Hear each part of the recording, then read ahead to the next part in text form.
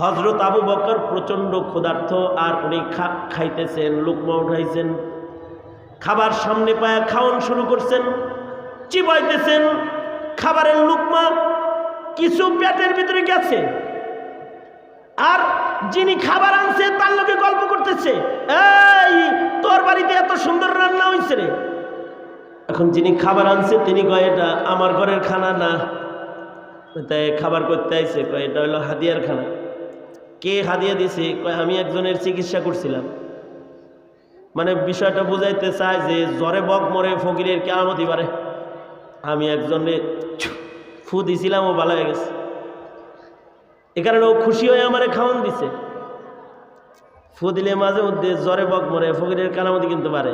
আমি সিরাজগঞ্জ যাইছি, যে এনায়তপুর মাহফিলে, একজন কয় হুজুর পানিতে ফু দেন। কি লেগে ফু দেবো? কয় আমার বাগনির বাচ্চা হয় না। আমি বাচ্চা কি আমার কাছে আছে নাকি? আমি ফু দিলে বাচ্চা হইব? না হুজুর, গত বছর আমার বাস্তির জন্য আপনার কাছ থেকে পানি পরা নিয়েছিলাম, এটা এখন 7 মাস। মরছি তো কি কয়, হুজুর 7 বছর ধরে বাচ্চা হয় না, এটারে ফু দিছিলেন, পানি খাওয়াইছি আর বাচ্চা হয়েছে। পেটে বাচ্চা 7 মাস হয়ে বললাম, শির কইব তওবা কর।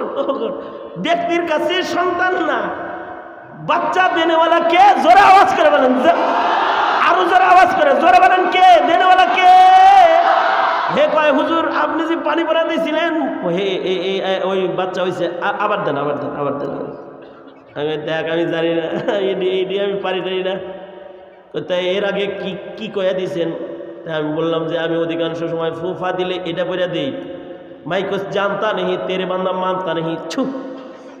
আল্লাহ আমি কিছু জানি না, তোর বান্দায় মানে না, দেখে দিলাম বিসমিল্লাহ, ছুপ। ঠিক আছে হুজুর, হেটা কয়েই দেন। তার মানে হলো জ্বরে বক মরছে, ফকিরের কারামতি বাড়ছে, জ্বরে একটা বক মরছে, এখন ও আমারে এটার চিকিৎসক বানায় হালাইছে। গোলাম বলে কি, আবু বকর জ্বরে বক মরেছে, ফকিরের কারামতি বাড়ছে, আমি একজনকে ছু করছিলাম, এটা তো ভালো হয়ে গেছে।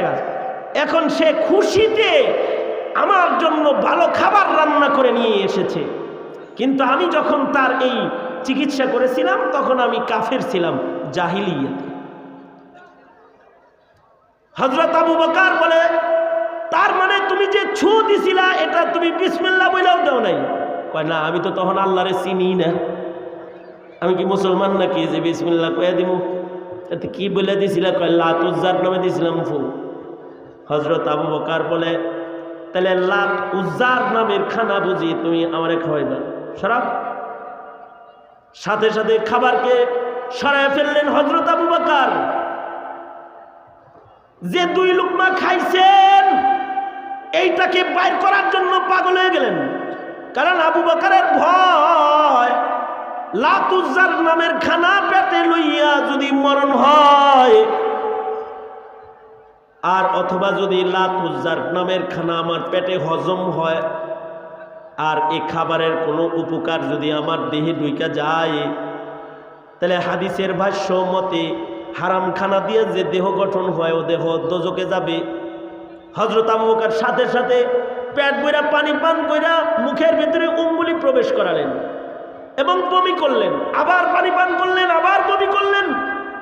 নিজের পেটের ভিতরে যাওয়া রুটির গোশত যা কিছু পেটে গেছে এগুলো বমির সাথে সব বাইর হয়ে আসলো।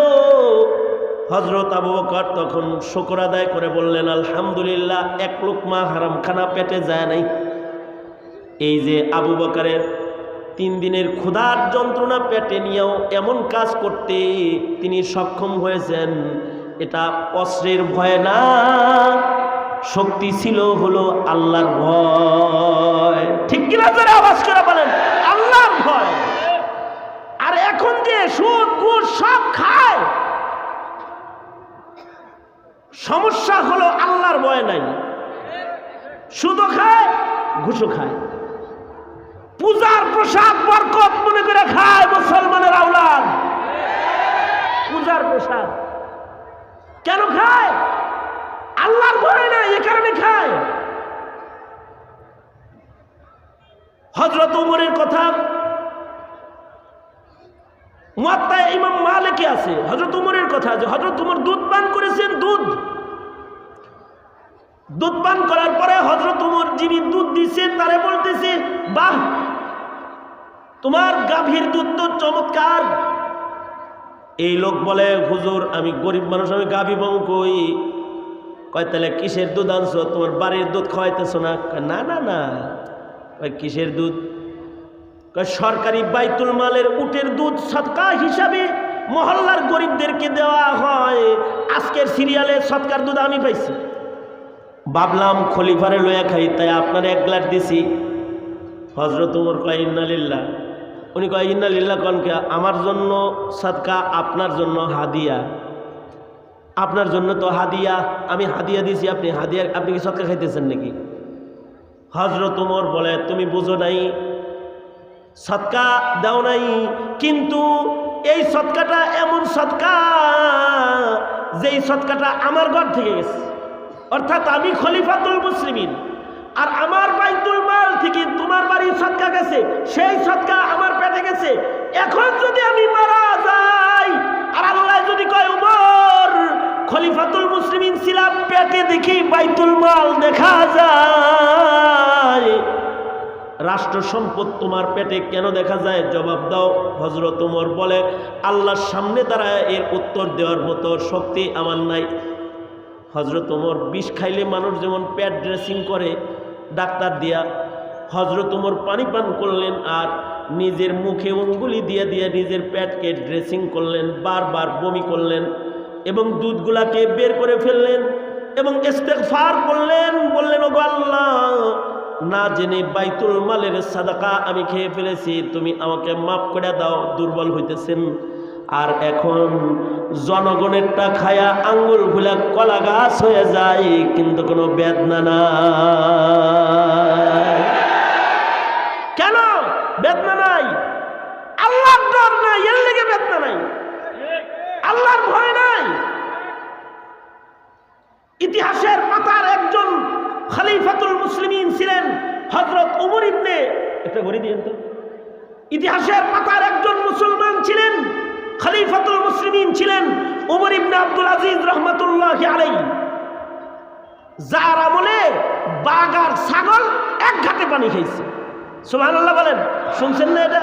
যে বাঘ ছাগল এক ঘাটে পানি পান করেছে। ইতিহাসের পাতার এক স্মরণীয় মুসলিম ওমর ইবনে আব্দুল আজিজ রহমাতুল্লাহি আলাইহি, খলিফাতুল মুসলিমিন, যাকে ওমরে সানি বলা হয়। উনি সারা দুনিয়া কন্ট্রোল করেন, শাসন করেন, কিন্তু উনার ঈদের দিন উনার বাড়িতে রান্না নাই। কেন? দারিদ্রতা এত, খলিফাতুল মুসলিমিনের দারিদ্রতা এত যে তার মেয়েদেরকে খাবার দেওয়ার ক্ষমতা নাই ঈদের দিনে, আর ভালো কাপড় কিনে দেওয়ার টাকা নাই মেয়েদেরকে। ওমর ইবনে আব্দুল আজিজের মেয়েরা বললেন, বাবা আজকে ঈদের দিন, ভালো একটা খাবার নাই, ভালো একটু জামা নাই, আব্বা যান আপনি এক মাসের বেতন অগ্রিম নেন। ওমর ইবনে আব্দুল আজিজ বলে, আমি এক মাসের বেতন অগ্রিম নেব, আর আমি যদি কালকে মইরা যাই হেরে ঋণ শোধ করবো কি? এটা পারবো না। আন্দাজ করে আমি একদিনে এক মাসের বেতন আলাদা নিতে পারবো না। এত সতর্কতা, এই তাকওয়ার কারণে। উনার তাকওয়ার প্রভাব শুধু মানুষের উপরে পড়ছে তা না, জঙ্গলের উপরে পড়েছে। আল বিদায়া ওয়ান নিহায়াতে আছে, ওনার ইন্তেকাল হয়ে গেছে 4.5 মানে 24 মাসের মাথায়, মানে 2.5 বছর উনি খলিফাতুল মুসলিমিন ছিলেন। এই 2.5 বছর খলিফাতুল মুসলিমিন থাকা অবস্থায় উনার আমলে এত উন্নতি হয়েছে যে মানুষের চারিত্রের উন্নতি, খালি কালবার্ডের উন্নতি না, বিদ্যুতের উন্নতি আসল উন্নতি না, রাস্তাঘাটের উন্নতি আসল উন্নতি না, আসল উন্নতি হলো শান্তি শৃঙ্খলার উন্নতি, এটা হলো আসল উন্নতি। ওমর ইবনে আব্দুল আজিজের আমলে এমন শান্তি শৃঙ্খলা প্রতিষ্ঠা হয়েছিল, মানুষের ভেতরে ঝগড়া বিবাদ জুলুম তো ছিল না। বাঘ ছাগলের রক্ত পান করত না, বাঘ ছাগলের উপরে আক্রমণ করত না। হযরত ওমর ইবনে আব্দুল আজিজ যেদিন মারা গেছে, আল বিদায়া ওয়ান নিহায়াতে আছে, এক মহিলা, পৃথিবীর এক প্রান্ত হতে এক মহিলা চিৎকার করে বলতেছে, খবর নিয়ে দেখো উমর ইবনে আব্দুল আজিজ বুঝি বাচ্চা নাই। প্রায় ২৫০০ মাইল দূর থেকে সে বলতেছে উমর ইবনে আব্দুল আজিজ মারা গেছে। ভিডিও কলের আমল না, কিন্তু এত দূর থেকে সে বলতেছে উমর ইবনে আব্দুল আজিজ মারা গেছে। খবর নিয়ে 15 দিন পরে প্রমাণ হইল যে আসলেই মারা গেছে। সবাই যায় মহিলাকে বলে, এই মহিলা, উমর ইবনে আব্দুল আজিজ মারা গেছে, এটা তুমি এত দূর থেকে কেমনে বলছিলা? মহিলা কয়, আমার নদীর ঘাটের ওই পারে জঙ্গল, আমি বহুবার এই ২.৫ বছরে বারবার দেখছি বাঘ ছাগল এক ঘাটে পানি পান করে, কিন্তু বাঘ ছাগলের উপরে আক্রমণ করে না। আজকে ২.৫ বছর পরে হঠাৎ করে দেখলাম বাঘ ছাগলের রক্ত খাইতেছে, বাঘ ছাগলের উপরে আক্রমণ করেছে। তখনই আমি বুঝেছি আমিরুল মুমিনিন উমর ইবনে আব্দুল আজিজ বাঁচা নাই। উনি যদি বাঁচা থাকতো তাহলে এই বাঘে ছাগলের উপরে আক্রমণ করতো না, কারণ ওনার তাকওয়াল্লাহর প্রভাব মানুষের মনে শুধু না, বনের ভেতরেও জঙ্গলের ভেতরেও পড়ে গিয়েছিল, যে জঙ্গলের প্রাণীরাও ভদ্র হয়ে গিয়েছিল। এইরকম সতর্কতার জীবন পূর্বের যুগের মানুষের ছিল। এই যুগে যেটা হয়েছে সেটা হলো শিক্ষার উন্নতি হয়েছে, রাস্তার উন্নতি হয়েছে, নেটওয়ার্ক বিজ্ঞানের উন্নতি হয়েছে, ইলেকট্রনিক সায়েন্সের উন্নতি হয়েছে, মেডিকেল সায়েন্সের উন্নতি হয়েছে, কিন্তু চরিত্র নামক মহাদৌলত হারিয়ে গেছে। কি কথা বলেন না কেন? ঠিক না বে ঠিক? জোরে আওয়াজ করো। চরিত্র হারিয়ে গেছে, চরিত্র নাই, আদালত নাই। কারণ কি? কারণ হলো তাকওয়াল্লাহ নাই, আল্লাহর ভয় নাই। আশ্চর্য হলো, দুঃখের সাথে বলতে হবে, এই তাকওয়াল্লাহ যারা চাষাবাদ করবে তাদের মুখে তালা। মাহফিলে মাহফিলে আইনের আওতায় মাহফিল, আইনের আওতায় মানুষের মুখ, যে মুখের দ্বারায় তাকওয়া তাহারাত মানুষের সিনার ভেতরে ঢুকবে। যারা মানুষের হৃদয়ে তাকওয়া বপন করবে তারা জেলখানায় বন্দী থাকে মাসের পর মাস, বছরের পর বছর। কারণ কারণ কারণ তাকওয়াল্লাহ তো গাছে ধরে না। তাকওয়াল্লাহ কি গাছে ধরে যে সিরা সিরা খাবে? তাকওয়াল্লাহ ফ্যাক্টরির মেশিন দিয়ে বের হয় না। তাকওয়াল্লাহ কোরআন ও হাদিসের আলো, কোরআনের মাধ্যমে, নবীর সুন্নাহর মাধ্যমে জাতির হৃদয়ের ভেতরে প্রবেশ করাইতে হয়। এই কারণেই দাওয়াত তাবলীগ, খানকা, নসিহা, উলামায়ে কেরামের মেহনতে যখন ডাকাতের হৃদয়ে তাকওয়া ঢুকে যায়, ওই ডাকাত ওলি বুজুর্গ হয়ে কবরে চলে যায়। বেনামাজির হৃদয়ে যখন তাকওয়া ঢুকে যায় তখন সে মুত্তাকি পরহেজগার হয়ে যায়।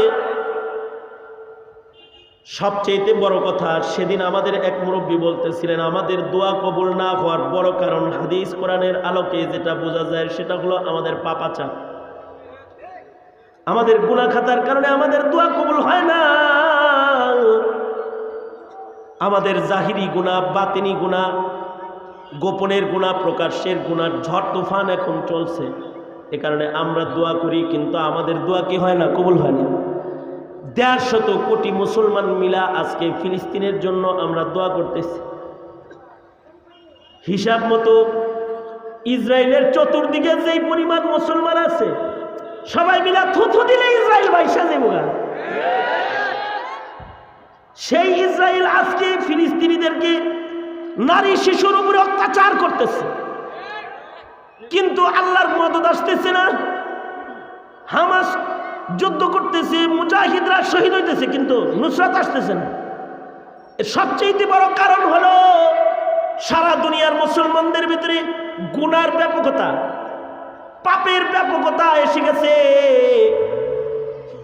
তাকওয়াল্লাহ কমি এসে গেছে। যে মুসলমানরা প্রকাশ্যে দিবালোকে গুনাহ খাতা পাপাচারে ব্যস্ত হয়ে পড়েছে, মুসলমানদের পাপ আর গুনার কারণে এখন মুসলমানদের দোয়া এখন আর কবুল হয় না।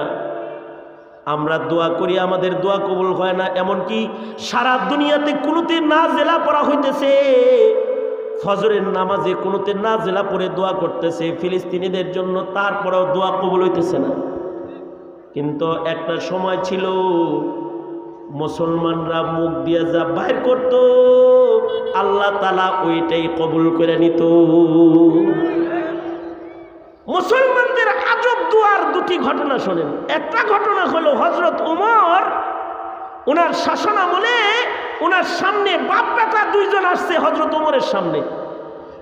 ঘটনাটি ইমাম তাবারানী আদ-দুআ কিতাবের ভেতরে লিখেছেন, আর আল্লামা খারায়াতি মাকারিমুল আখলাক কিতাবের ভেতরে এই ঘটনাটা লিখেছেন যে হযরত ওমরের সামনে দুই বাপ বেটা বসে রয়েছে। আশ্চর্য বাপ বেটা দেখতে একই রকম, হুবহু ফটোকপি। হযরত ওমর বলে, আজব তোমরা বাপ বেটা, তোমাদের মতো এমন আজব বাপ বেটা আমি আর কখনো দেখি নাই। হযরত ওমর বলতেছে, তোমরা আশ্চর্য বাপ বেটা, যে তোমাদের মতো বাপ বেটা আমি ইতিপূর্বে আর কখনো দেখি নাই, এত মিল তোমাদের ভেতরে। তো আগন্তুক বলে, আমিরুল মুমিনিন, খালি আমাদের জিসমানি মিলটাই দেখলেন, রূহানি কিছু শুনবেন না? ইন্না হাযাল গুলাম লাহু কিসসাতুন আজীবাতুন। বাপে বলতেছে, এই যে আমার এই ছেলেটা, এই ছেলের একটা আশ্চর্য ঘটনা আছে। কি ঘটনা? কয়, আমার এই ছেলেটা যখন মায়ের পেটে আসছে, ও মায়ের পেটে যখন 6 মাস 7 মাস, ওই সময় যুদ্ধের ডাক আইসা গেল, হাইয়া আলাল জিহাদ, চলো চলো যুদ্ধে যেতে হবে। লোকটা বলে, আমিরুল মুমিনিন, যুদ্ধের ডাক শোনার পরে আমি সাথে সাথে যুদ্ধে যাওয়ার জন্য প্রস্তুত হয়ে গেলাম, কিন্তু আমার নফস বলতেছে, বউ বাচ্চা রাইখা যাবি কে? কিন্তু দ্বীনের জন্য যুদ্ধের আহ্বান এসেছে, ইসলামের জন্য যুদ্ধে যেতে হবে। আমি প্রস্তুত হয়ে গেলাম, যুদ্ধে যাব। ঢাল তরবারি লইয়া যুদ্ধের দিকে রওনা করছি। এই সময় আমার বিবির সামনে দাঁড়ায় বলে, স্বামী, আমার কথা চিন্তা করি না, কিন্তু আমার পেটে যে বাচ্চাটা রাইখা যাইতেছেন, এটার কি হবে স্বামী? লোকটা বলে, আমিরুল মুমিনিন, আমার বিবি আমার বাচ্চার কথা বললে আমি আমার বিবির পেটে হাত দিয়ে বললাম, ইন্নী আস্তাউদিউল্লাহ মা ফি বাতনিক, তোমার পেটে যা আছে এটাকে আমি আমার আল্লাহর কাছে আমানত দিয়ে গেলাম।